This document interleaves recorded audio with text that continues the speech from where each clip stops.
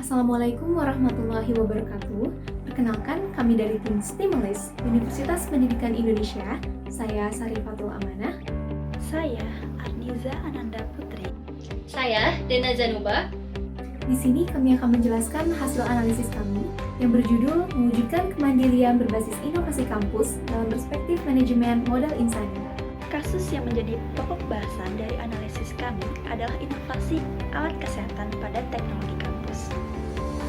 Industri alat kesehatan memiliki peluang yang sangat strategis di Indonesia. Hal ini didasarkan pada 4 faktor, yaitu yang pertama terkait dengan aspek kesehatan sebagai aspek yang sangat vital. Kedua, nilai alat kesehatan yang cukup tinggi dengan nilai 2,2 juta dolar AS per tahun dengan nilai pertumbuhan hingga 12% per tahun. Yang ketiga, potensi pasar yang sangat luas. Yang keempat, terkait dengan kondisi pandemi COVID-19 ini yang hingga kini belum berakhir. Mengingat fakta bahwa Indonesia menempati urutan keempat sebagai negara dengan jumlah penduduk yang sangat besar, maka dari itu seharusnya Indonesia menjadi tuan rumah di negeri sendiri untuk industri alat kesehatan. Namun faktanya, lebih dari 94% alat kesehatan yang beredar di Indonesia merupakan barang impor. Teaching industry menjadi suatu strategi yang dapat dilakukan untuk mencapai tujuan kemandirian produksi alat kesehatan. Teaching industry merupakan kegiatan riset, pengembangan, dan inovasi yang berlembaga dengan model bisnis kolaborasi antara universitas dengan industri, yang bertujuan untuk memanfaatkan hasil riset menjadi produk yang siap pakai dan dapat bermanfaat bagi masyarakat. Yuda dan Sugeng Dynamic Duo yang merupakan staf pengajar tetap di Departemen Teknik Mesin FTUI adalah 2 orang yang menginisiasikan pendirian teknologi transfer office sebagai upaya komersialisasi teknologi berbasis inovasi kampus, yang di dalamnya termasuk juga ialah produksi dan komersialisasi alat kesehatan. Berdasarkan hasil analisis bisnis landscape dengan kerangka kerja 4C Dynamic, bisnis alat kesehatan menerapkan model bisnis B2B atau business to business, di mana perusahaan berfokus pada penjualan dan pelayanan dari perusahaan lain. Adapun pelanggan dari produk alat kesehatan tidak lain adalah industri kesehatan itu sendiri yang meliputi rumah sakit, farmasi, dan lembaga kesehatan lainnya. Sementara itu, kompetitor pada pasar alat kesehatan Indonesia masih terbilang sangat sedikit. 2 diantaranya ialah PT One Jack Indonesia dan PT Zenith Allmart Precision. Adapun kekuatan, kelemahan, peluang dan juga ancaman dari usaha alat kesehatan yang akan dibangun oleh Yudan dan Sugeng telah kami rangkum menjadi analisis SWOT berikut ini. Yang pertama, analisis strength atau kekuatan. Telah memiliki standar kesehatan dan memperoleh ISO 13485. Kemudian memiliki potensi besar dalam perkembangan inovasi teknologi karena adanya kerjasama multidisiplin ilmu yang difasilitasi oleh kampus. Dalam hal ini adalah UI atau Universitas Indonesia melalui penerapan teaching industry. Kelemahannya yang pertama, belum memiliki teknologi transfer office dan desain organisasi yang jelas untuk bisnis ini. Dan juga kuantitas dan kualitas sumber daya manusia perlu ditingkatkan. Untuk opportunity atau peluang, pasar produk alat kesehatan masih terbuka luas dan kebijakan pemerintah untuk mendorong industri kesehatan lokal. Untuk ancaman, yang pertama, persaingan dengan produk impor yang sudah ada di pasar, dan yang kedua, meningkatkan kepercayaan masyarakat terhadap produk lokal.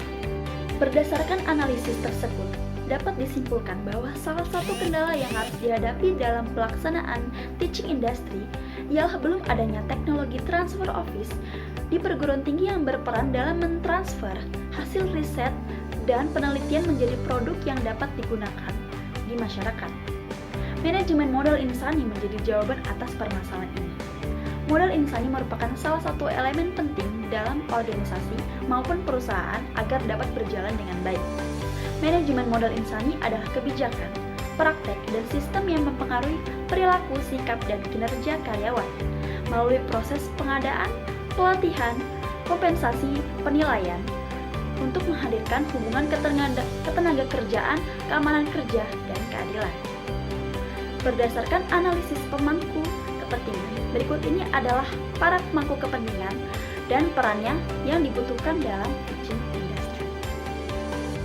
Adapun perencanaan strategi dari usaha alat kesehatan ini diawali dengan pembentukan visi, yakni mewujudkan kemandirian produksi alat kesehatan berbasis inovasi kampus, serta diikuti dengan pembentukan misi dan tujuan sebagai berikut. Untuk mewujudkan visi misi tersebut, maka diperlukan sumber daya manusia yang kompeten dan mumpuni di bidangnya. Maka dari itu, diperlukan sebuah desain organisasi teknologi transfer office yang strukturnya akan diintegrasikan dengan struktur organisasi kampus. Adapun usaha alat kesehatan ini berada di bawah naungan Wakil Rektor Bidang Riset, Inovasi, Partnership, dan Bisnis.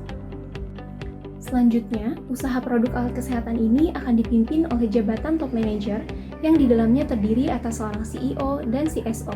Kemudian di bawahnya akan diisi oleh jabatan fungsional manajemen yang terdiri atas manajer SDM, manajer produksi, manajer keuangan, dan manajer pemasaran yang juga akan dibantu oleh para supervisor dan staff. Untuk mengisi jabatan-jabatan ini tentunya kita memerlukan kualifikasi untuk mengetahui siapa saja yang layak untuk menempati posisi jabatan tersebut. Maka dari itu, kami membuat sebuah perencanaan model insani untuk mendeskripsikan jabatan dan kualifikasi jabatan yang diperlukan. Adapun kualifikasi jabatan tersebut adalah sebagai berikut. Selanjutnya, untuk memperoleh modal insani dengan kualifikasi yang telah dipaparkan tadi, maka diperlukanlah langkah-langkah strategi manajemen modal insani. Terdapat 4 tahapan dalam strategi ini yang diawali dengan proses rekrutmen, seleksi, dan penempatan. Dalam proses rekrutmen akan digunakan 2 metode. Yang pertama yaitu pemasangan iklan atau job advertisement dan juga metode referral. Adapun untuk proses seleksi akan digunakan metode e-selection yang di dalamnya terdapat tes pengetahuan tentang pekerjaan, tes kepribadian, tes kesehatan, dan tes wawancara.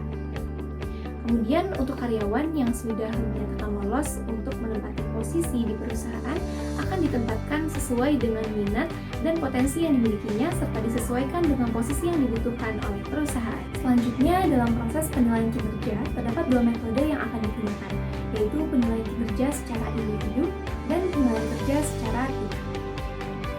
Adapun menurut jangka waktunya, penilaian kinerja akan dilakukan berdasarkan annual basis, yakni dilakukan sebanyak 1 kali dalam setahun. Dan pihak yang melakukan penilaian kinerja akan mengombinasikan beberapa metode yang diantaranya ialah rating by a committee of several supervisors, rating by employees co-workers, rating by employees subordinates, self-evaluation, dan penilaian 360 derajat. Untuk pemberian kompensasi, terdapat 2 jenis kompensasi yang akan diberikan, yaitu kompensasi langsung yang berupa gaji, bonus, insentif, dan upah, serta kompensasi tidak langsung yang meliputi tunjangan berupa asuransi kesehatan, cuti berbayar, dana pensiun, fasilitas kesehatan, dan makanan gratis atau free meal. Selanjutnya, untuk pengembangan karir, terdapat 2 metode yang akan digunakan, yaitu pengembangan karir secara vertikal atau promosi jabatan dan pengembangan karir secara horizontal atau mutasi jabatan. Demikian pemaparan kami terkait hasil analisis kami yang berjudul mewujudkan kemandirian berbasis inovasi kampus dalam perspektif manajemen modal insani. Kami dari Stimelis Universitas Pendidikan Indonesia mengucapkan terima kasih dan sampai jumpa. Wassalamualaikum warahmatullahi wabarakatuh.